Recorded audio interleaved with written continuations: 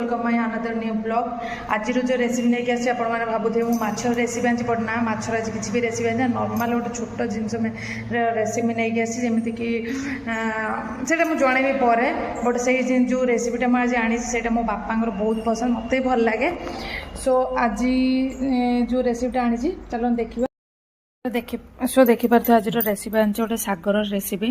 तो ये जो साग अच्छी से माँ कहते कि ये सागटा खाइले टिके बेसी ब्लड हुए। सो आज सागर रेसिपी देखिए केमती कौन माँ बनाऊँ। सो फास्ट तेल टिके नहीं जाए तेलटा भलसे नॉर्मल तो सागर रेसिपी प्रायतः समझते जानी थे। तो जेहेतु कहले माँ सागटा खाइले देहपाई भल तो से रेसिपीटा नहीं आसी।